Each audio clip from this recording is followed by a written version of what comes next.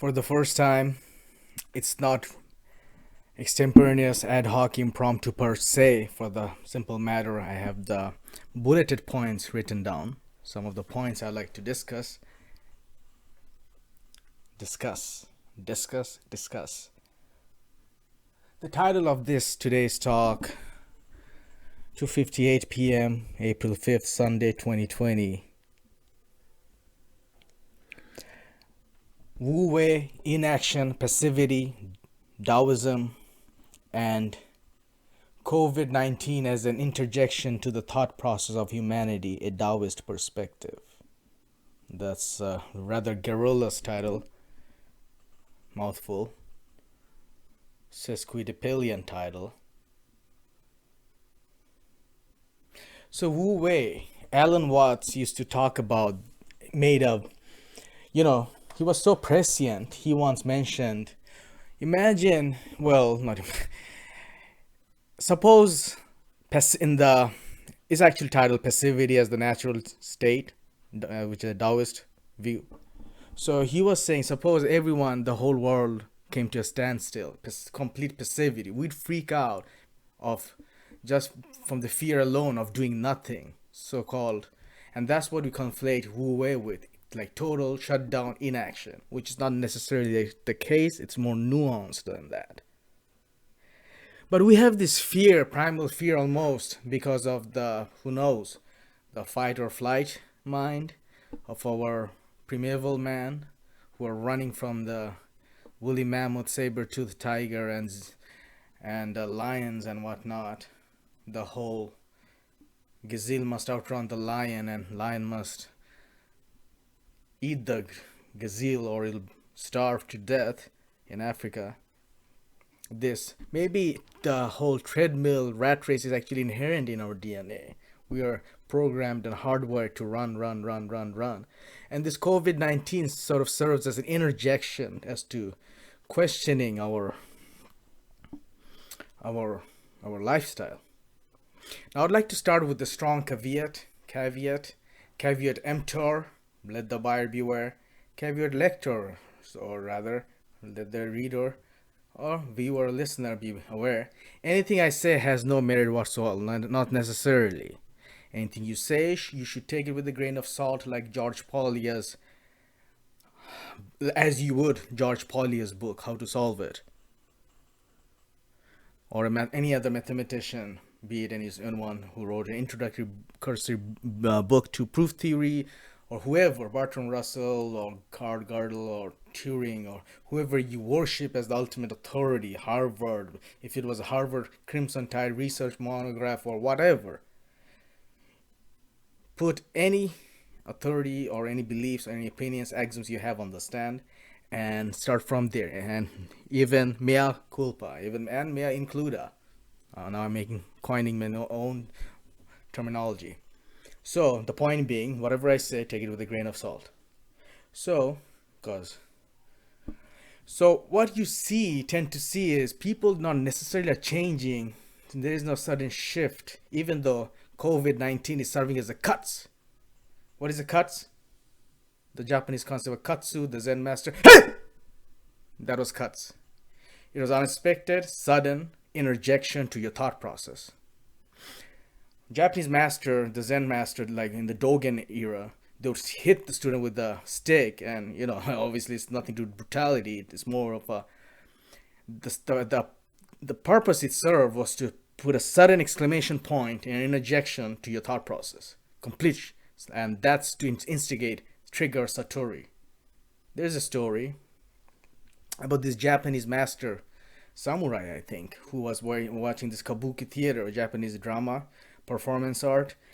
And at one point, the guy made all perfect, graceful, nuanced moves with all those elaborate gestures and rituals, and where every hint, like the fan, there's detail in the way you set your fan, or you hold it, and it was down to perfection. And all of a sudden, media res of the play, he goes, shut, and that completely throws the performer off. And then since he was also master at his performance art, he just kept going. After it was over, the guy, The performer came to the samurai and said, "Thank you, sir. Thank you for that." And he was like, "What's up, fool? What do you mean?" And he said, and well, actually, he didn't say, "What's up, fool? What do you mean?" Because he knew what he meant, and the reason, the apparent rationale being,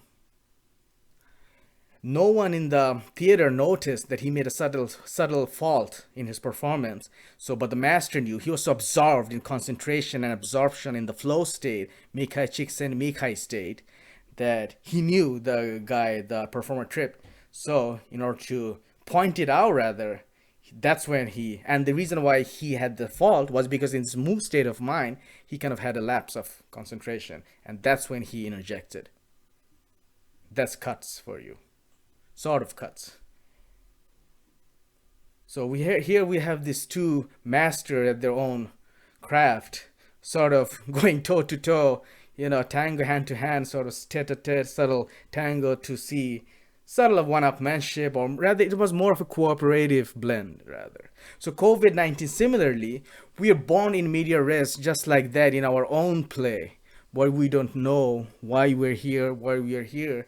And he grew up, and if you're one of those babies who grew up is confused and shocked sometimes, or you despair and lament at the folly of humanity, because we do grow up in media res. Where do we come from? It's why does it happen? And sometimes if your experience is adulterated, toxic, made toxic, polluted with negative inferences, interpretations, or even experiences, and you see that there's contradiction, corruption in the world, it'll, that's when you ask, was it really necessary? The things we took it for tradition, normalization, were those real? Is that how it world really should have run? Power, what have we talked about making improvement?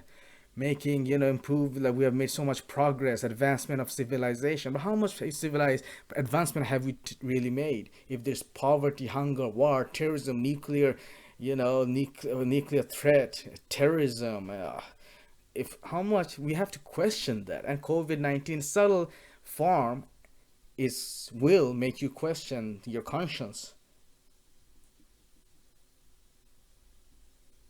So what I was going to say about we taking with grain of salt, that's my justification. That could be anyone else's justification. That could be some random Joe Blow's justification. Whereas the New Age people would say we should be more thankful, grateful, kind to other people. They're, like the chakra, Indian chakra, they're playing, spinning their own game. So that'll be their agenda. I will have my agenda of Schadenfreude, I told you so. People with religious flavor, they'll have their agenda. Oh, it's doomsday, repent for your sins. And there are even church goers and people in pulpit, authority figure, bully pulpit. They're saying maybe it's because of the LGBTQ community or the sins of mankind or whatever could be your lens and filtered lens and colored lens through which you view the world. If you're a politician, I mean, if you're one of those, I talked about the movie Jigsaw, where even no matter what the game you are playing, you'll be trapped by that. If you're cops, suddenly you see all the shutters coming down. If you're a heroin addict, needle, there's a famous needle in the haystack example, or example of the movie, or whatever we say, and this is not a religio Puritan light on it. Rather, if you are to have this punitive mentality, this punishment where God gives out equal justice and metes out punishment, you'll have that kind of agenda, and you'll see the world through that lens, that maybe that's what it ultimately is. But who knows, maybe in some subtle, like not subtle, this high, like on different plane of existence, all these like a mandala makes sense. And just the Nasruddin Hoja story, the Sufi story, yes, you're right, yes, you're right, yes, you're right.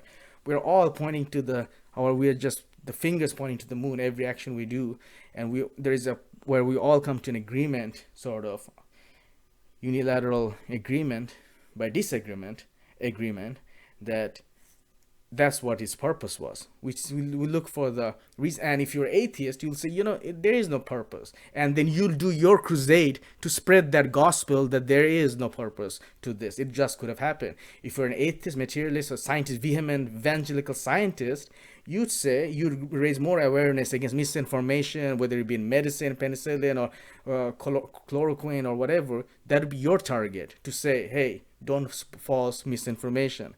So whatever game you were playing before, you still continue to spin that yarn and play that role, the dramatist persona, and try to justify this COVID-19 in that way. And who knows, maybe it would have happened anyway.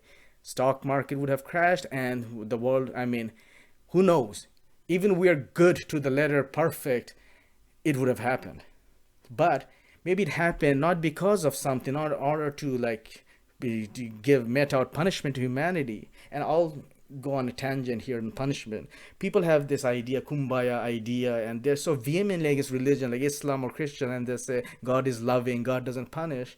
But think of the other way. If you're someone who has had suffered insufferable consequence, whether it be in 71 genocide, Rwanda genocide, Cambodia, or you were human, you've been human, caught, and the whole Slumdog Millionaire cliche shtick, whatever you could think of as Sturm und Drang, as the lowest, the inspic or even crime against humanity. I think under Wikipedia article there says there were some prisoners had to eat feces, human feces. Just imagine the horror, the gitmo, or any. We are so self cannibalistic. We become immune and callous and blind to these actions that we're committing. So, what was my train of thought? And as I was saying, so no, yeah. So imagine your loved ones died in 9/11 victim or Lockerbie or whatever. How would you justify that? You justify, say, now the criminal who did that, they should have some punishment, and that'll bring closure for us. Now it would be utterly glib to go to that guy and preach this kumbaya love and forgiveness. Even radical forgiveness has to be genuine. And the reason we manipulate other people to forgive others, we are not unwilling to overlook the fact that the other person is not being forgiving, but we force other people to forgive for our own selfish benefit, which is another ego trip, under the guise and the sophistication veneer, the gillies of this camouflage and this wainscot of this thinly veneer of the facade, that the visage of our visage that we wear, the mask. And it's ironic, you gotta give it to God that he has a sense of humor, and by God it could be nature, because COVID-19 is ultimately nature, and nature is interrelated, I guess, intertwined, inextricably linked with Taoism. So imagine how the world, if you were to swallow the pill that Taoism and nature is on one. Nature is basically Taoist. Like it's not alpha male, it's not beta male. It's somewhere like, yeah, it's almost like a beta male concept. Like it's useless, it's powerless, it's weak, we fragile. It takes slow, it's inefficient. All the things that we attribute our negative connotations to imperfections that we have, and especially with the American culture where it's all about big screen TV, supersize me, wrestling, big this, big that, brawny this. And then you have all this fucking Ndumagung Su and juggernauts in the fucking football, the linebackers, this big is better concept, size matters concept. The big guy gets to win, we get to bomb and obliterate other countries. This whole macho chest thumping brawn idea that gets to be put on stand and questioned by the Taoists. The imperfections of so-called mankind are they're being questioned. Why? What is perfect? What is imperfect? And why the imperfections are not a champion in the same way as perfections? And by that I don't mean in the same way as acceptance, rather of the forcing of acceptance by the dove industry, the feminism movement, or whether it be for pro LGBTQ. So there's everyone is playing their own chakra, their game. We're trying to push continually that each to each that our form of thinking is the best. I remember when I went to college, although it did wonders for me, that inculcation, that preaching, that what do you have to say? And that's in a positive sense. The positive spin is that it's good in the sense that for the first time I was allowed to express my own opinion, and it didn't matter what Shakespeare or Christ or Jesus or whoever Einstein said, is what they were interested in, what I have to say, what each student has to bring, instead of parroting and regurgitating other people's opinion. So that was the good part. However, it also prepares you, that gives us a shadow and reflection of the egoistical society you have, because in order to write a dissertation, push the dissertation, appease the authority, appease the guy in the tasseled hat and the gown, that hey, my idea is the best. Whatever opinion I have to say after research, my thesis, PhD, that this is the only way ultimately, and that is just another trap, egoic trap. So, whatever the game, whatever the lens we have, the color blinkered lens, we're viewing this COVID 19 through that lens, and even me.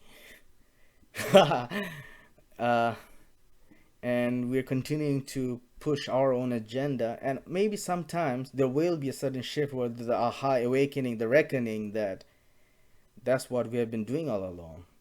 But it has been more exposed more. And you got to give God or nature. So coming back to that assertion, the God or nature, you got to give it to him that he has a sense of humor. How we are all wearing masks, and which is a symbolic. I mean, in my opinion, subtle.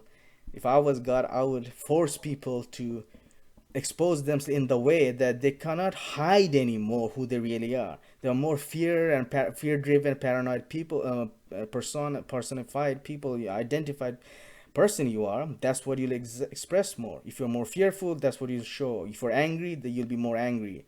And for instance, media was good for fear mongering, but now they cannot not fear monger because they cannot not hide it, because in order to do so it would be disingenuous, because now the truth is panic and fear and reality, stark reality, doom and gloom. So for media to pretend otherwise and paint rosy and sunshiny pictures would be disingenuous and incongruent. So the only way they have to be true and authentic to themselves is by being and doing something they probably hate doing. I mean, imagine Facebook, the person of CBS, ABC, or CBS, every 5 minutes, if you're continuously churning out all this negative, this rather toxic fertilizer for your health, for your mind. Imagine how you yourself would feel, or if you are some therapist or psychiatrist, or it's kind of like that, where all the patients come with their own problems and dump it on you, and at the end of the day, you're fucked up. You yourself would need some further help.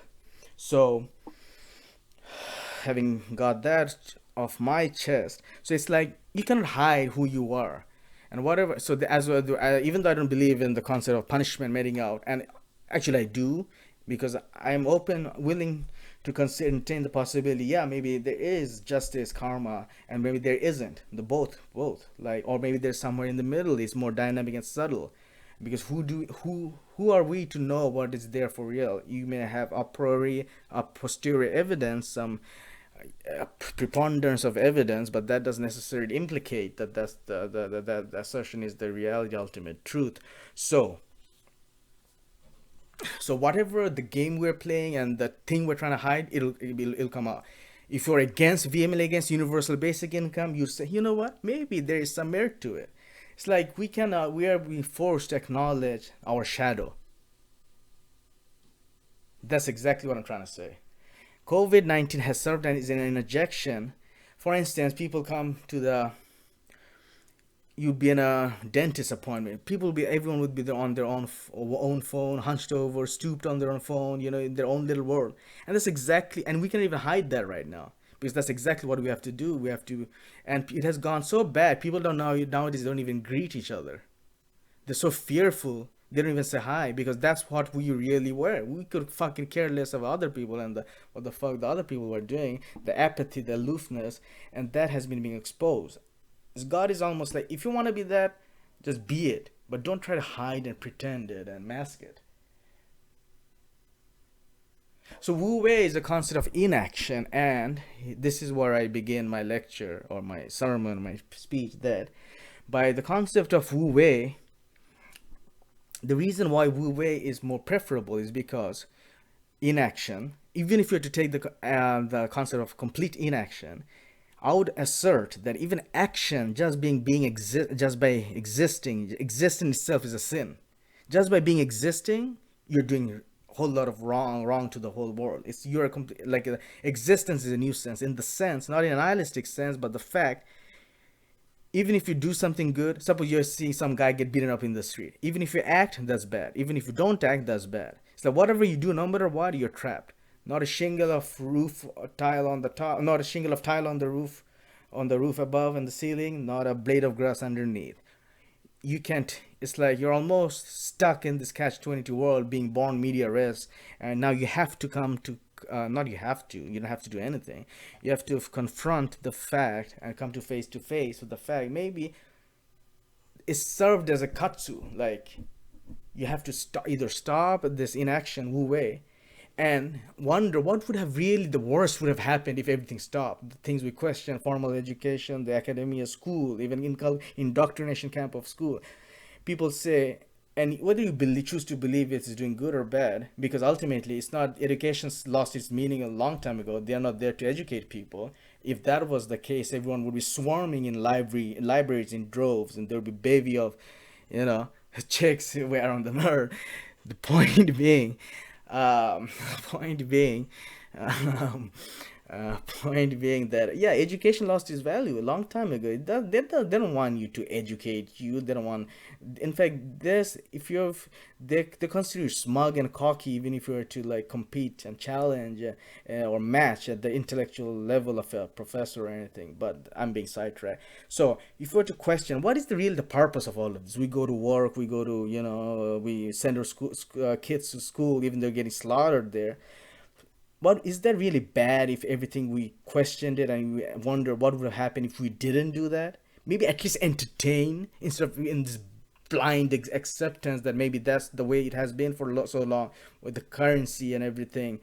How the and the system is flawed. That's what I'm saying. The system is flawed, but we never bother to pause, take a deep breath, surrender, and ask these questions and ask our conscience, raise awareness to our, that's the most important awareness we can actually think of, instead of, you know, trying to change the world and make the make the tail wag the dog. And because trying to, you know, that's completely backwards. But that's, you see all these people doing their activists, animal activists, climate activists and whatnot.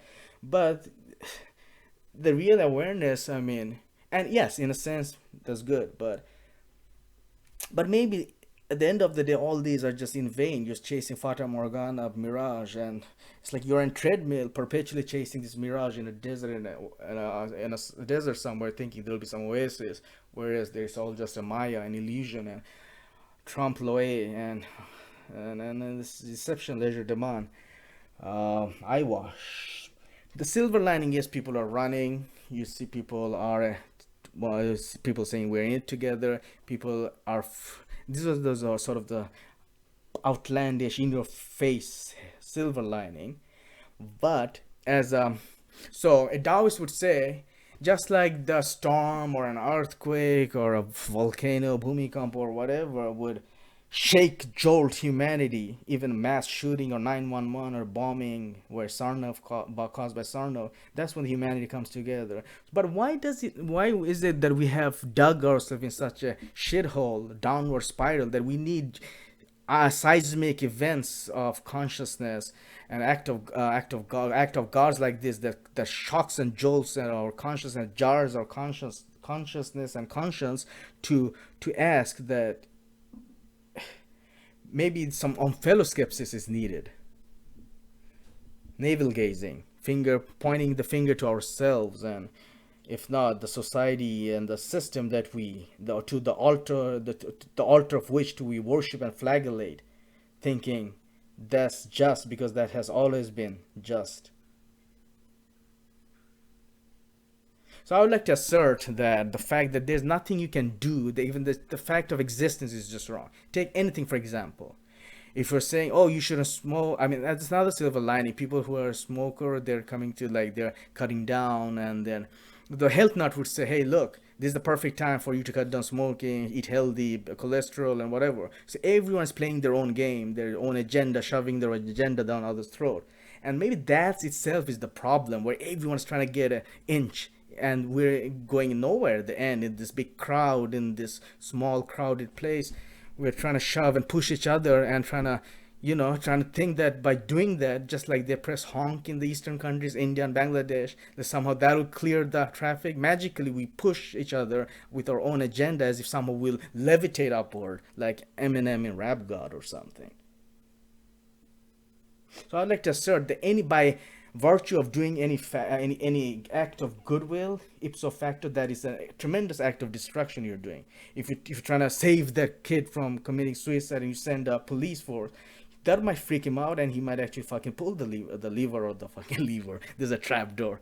I'm making light of it because maybe I'm trying to force the fact onto you that I'm not a fucking, because that's the stage we're in, the police state, where we're fearful of our thoughts. The thought police, Orwellian thought police is watching, we're digital algorithm monitoring all our thoughts. And that's the thing, we're doing it under pretense and the guise of doing something good. We're trying to save humanity, but the fact of the matter is, the person who puts the national helpline number down, they don't give a fuck about you. They can care less. It's a random stranger on Facebook comment section. But she or he would feel guilty if she didn't do that. And she'll feel like your blood will be on her hands. And that's the only reason they do it. Wearing the mask, they're wearing this disguise of another egoic manipulation of feeling self-righteous justification of one's guilt consciousness. So, yeah, by doing anything, sometimes the Taoists would say, would go in the complete opposite direction and say, you know what? Maybe any action you do is bad. So we have to completely pause, like they do in Israel, just where everyone just stands still, frozen, to commemorate something, some important day. I think their Independence Day or something. So yeah, if everyone literally came to stand still, frozen, uh, just paused, those say maybe that's exactly what is needed right now, the perfect dosage of medicine. You don't entertain a psychiatric patient by giving him more work, thinking more computer work, who's already stressed and burned and frazzled and is on the verge of a fucking breakout and to extreme psychosis and episode. You give him a rest, you give him quarantine, and maybe as a collective consciousness, this is the perfect quarantine at 15-day hold, extended to 30-day hold, where habeas corpus is gone through the window. Maybe that's exactly what is needed. This is our collective, our psyches, our noetic conscious, our new. The therapy for the new is to take a break, pause, and just realize, maybe relax, everything's fine, because it's not as if the life you are leading somehow it is leading to some golden gate. So no matter what, it's that you're fucked up. You're bound to doom. You're bound to go to be doomed anyways. It was not as if you're peacefully, blissfully aware and chilled out before.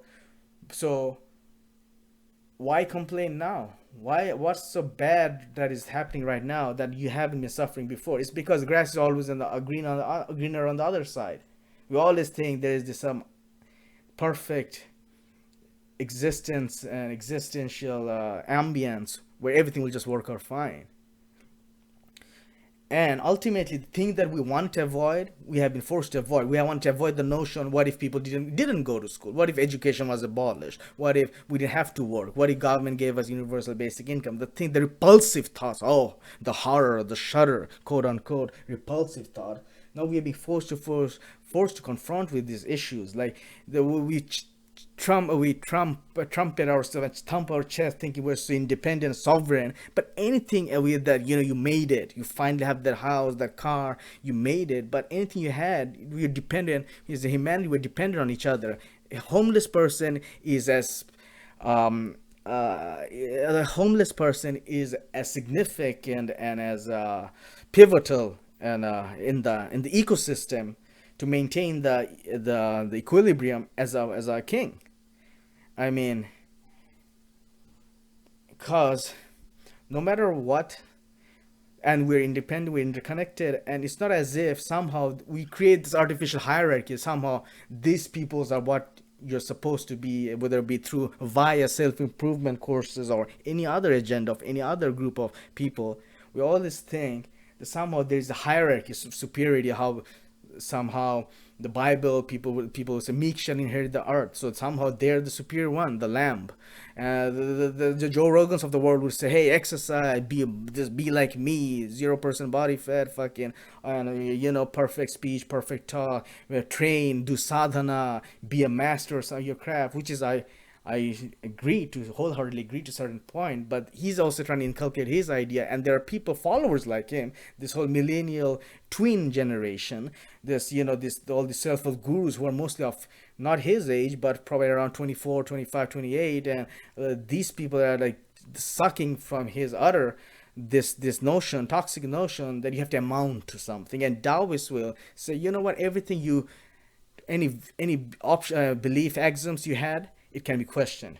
Anything you had take for granted and you thought you had entitlement, the hard via hard work or anything. Taoists are the lazy people. Taoists are the bitches, the criminals, the smug, the scums of the earth. They're the leeches. They would question anything you took it for yourself of value, worth, that can be questioned, that can be taken away from you, just like the rug under the. So COVID-19 is just pulled the rug under from our feet, and some people are being confronted with that, and obviously there are some collateral damage, and I mean, I don't mean it in a stoic way. I mean, because it hasn't affected my personally. Like I haven't lost any people who to it. Probably that's why I'm so apathetic towards them and sort of callous. But I'm sorry if for the losses of any other people, and I'm not trying to justify it by any means. I mean, that's like saying that's a horrible thing you can say to a cancer patient is maybe you deserved it. So I'm not trying to say you deserve it, but I'm not even trying to say find a silver lining. I'm trying to not even trying to be Schadenfreude.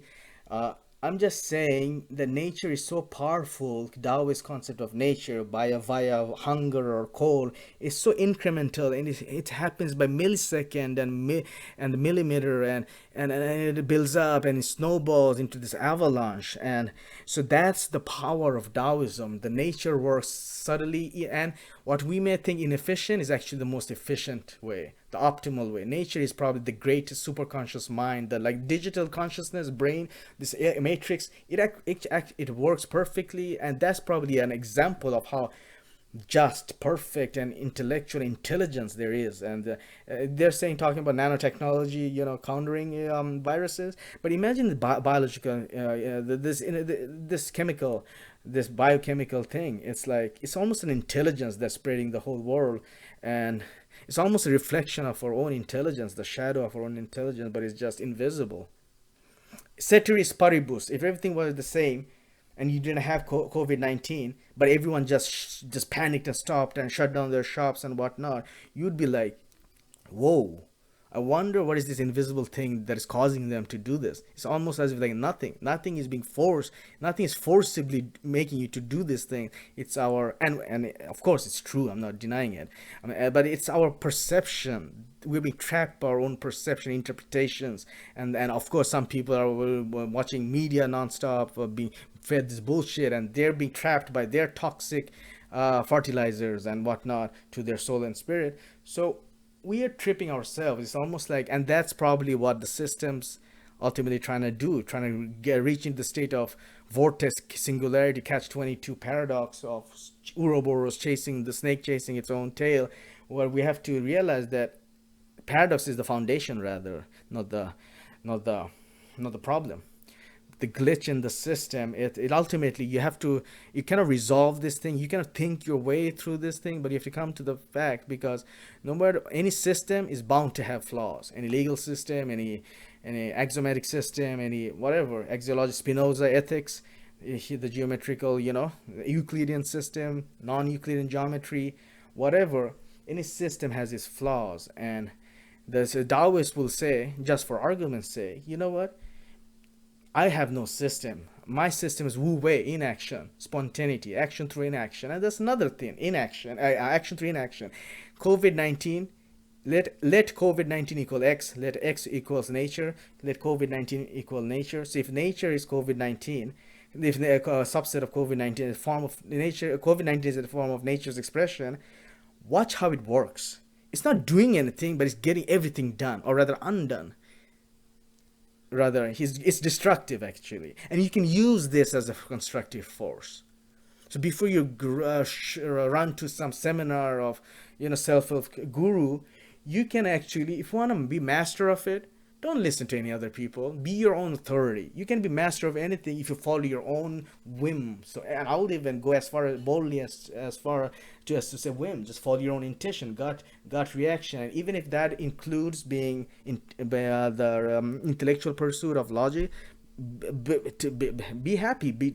So be it. Take that and run with it.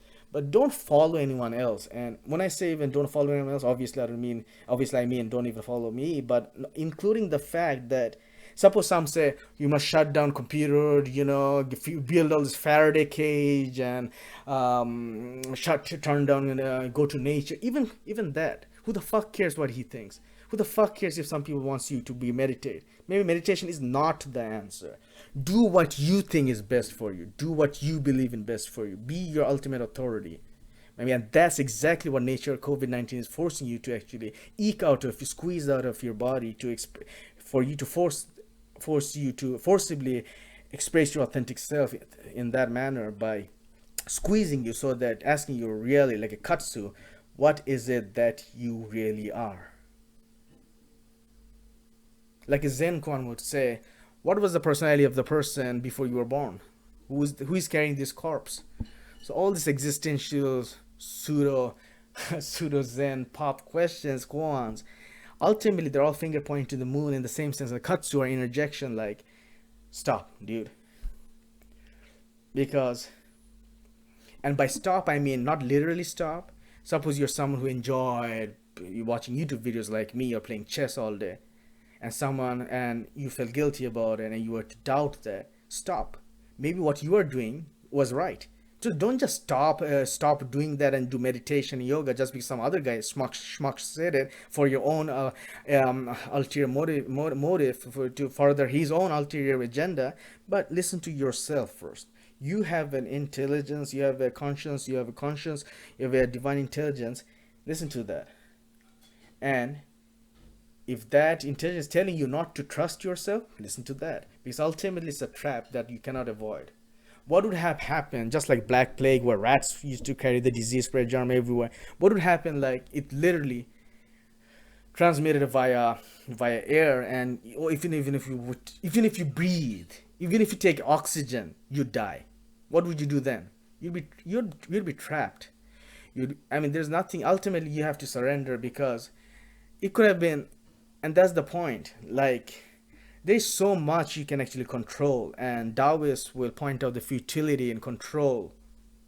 And we have this. We are gnashing our teeth and gritting and clawing our way as if to get something, to achieve something. And Taoists will say, "Hey, look at." Will give a perfect example of COVID-19 and say, "Boom, interjection." Maybe that's not. Maybe ultimately true. What you are trying to do is, and maybe it was true, but you are doubting yourself all the way. It's almost like the system was broken. The treadmill, the rat race, the hamster wheel was not running smoothly. It was sort of jiggling, I guess, wobbling like Chandler's wobble. Chandler, not Chandler Bing, the arts axis and everything. But it wasn't like, don't. It put the wrench in the threw the wrench in the wheel, and because the wagon was running squeaky. And my interpretation would be there was hunger, poverty, people are marginalized. We as a society wasn't in harmony. You could say Advaita concept, maybe we were in harmony, maybe take psychedelics, but I don't believe we live in a universe we have to fucking take psychedelics just to get our, and that's the only way to gain sort of a perspective on our lifestyle. That unless you're doing DMT or ayahuasca, or even run to Himalayas or Tirumala, or like some guru in India, Muji, that's the only way. We all have the answers. We just too intellectual, spiritual laziness to look the answer within. By within, I don't mean just meditate. Within, I mean trust yourself. And that's the ultimate of the Taoist concept of trusting your own self. Because you cannot even, Alan Watts would say, how can you trust the distrust of your own self? So ultimately, you just have to let go. And by let go, I mean, I don't mean like little surrender. Or I mean, just drop this whole thing. In Zen, they talk about dropping this baggage, it's not literal pursuit. It's more like, aha. Like the aha light bulb of Satori. So nature is resetting us. Take a pause, breathe, and ask us what was really important. Now that we're close with our family and we're not sending kids to school to learn some tables of multiplication, trigonometric equation, and go to work and bang a keyboard like a monkey in a fucking cubicle, or fucking waste, like whatever, the grind, those industrial revolution, those cogs, giant 10-story cogs, and put the lubricated so that it some this machinery keeps continue to run, this invisible machinery, and this invisible machinery is being broken down by an invisible force, just to laugh and scorn and mock at the futility, frailty, and vanity, temper in the transience of this whole system that we so held dear, and in the dollar that we worshipped, or rather we trusted. So my assertion was, there's nothing you can do to improve. There's nothing you can do to help mankind. There's nothing because anything you do, that's another ego trip. It's another egoic agenda. It's another egoic trap. So somehow, sometimes just relax, just let go, just let go. Just stop trying so hard. And Taoists are very, very specific on trying and effort. And the more you try, the more you fuck things up. The more effort you put. When you seek, you cannot find it. Zen proverb would say. So Taoists are, and of course, I took this idea, this COVID-19 is an act of Taoism and Taoism is nature, and ran with it. But someone else can come and completely demolish my theory and my idea and my assertion with saying, yeah, but we should do good. But what I mean by we should act is, don't just act for the sake of acting. Don't just what we weigh inaction doesn't mean just pause and just drop everything. Even though literally that's what we're doing. Inaction means just don't gild the lily, as Alan Watts would say, or put snakes feathers on a snake, or make a eunuch have fucking fornicate or something. But you get my point. And that's what we do. It's like whatever, it's a competition, who can be the prettiest, who can draw the nicest, and that's effort. We don't let things flourish and bloom like a flower, we just force it to flourish and flower. And you could see that anxiety, the spiritual psychosis, collective psychosis, the imprint in our shadow of our psyche, and it's so vivid now. Because if we were, look how Japan rebounded from the earthquakes. Like they took it in a real Zen manner, like very the calmly. And imagine if we are really that blissed, like calm with ourselves, this COVID-19 wouldn't have even bothered us. The only reason it's bothering us is because we were not perfect and efficient in the first place. So this COVID-19 is just showing via a slow process but thoroughly efficient exponential process of cellular automaton and bacterial growth, how devastating power of nature can be. So there's nothing you can really do to improve yourself, stop, or make an awareness, or make a difference. As Alan Watts would say, let me help you or else you'll drown, said the monkey pulling the fish out of the water. Latter-day Saints, police, psychiatrists, doctors, lawyers, whatever you are doing, game.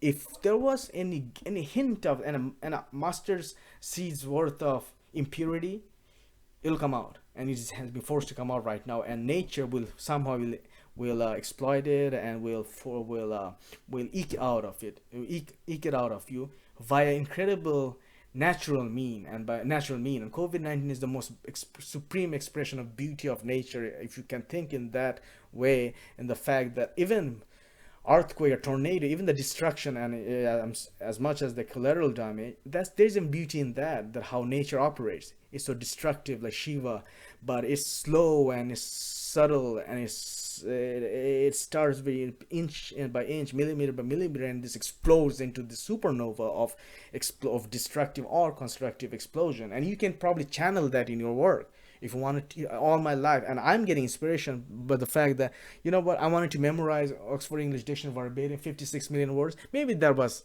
absolutely a futile idea, but if I really love doing it, if I really love going to the library and reading about it, that would happen naturally without anyone forcing me to do it. And probably it may take 20, 30 years, but at the end of the 30 years, I'll be probably so supremely satisfied and content that experience itself would be worth the candle.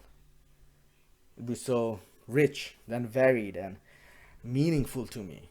But society doesn't want to preach that. We want everything fast. Learn Spanish in 14 days, Swahili in 2 days, or whatnot. Instant gratification.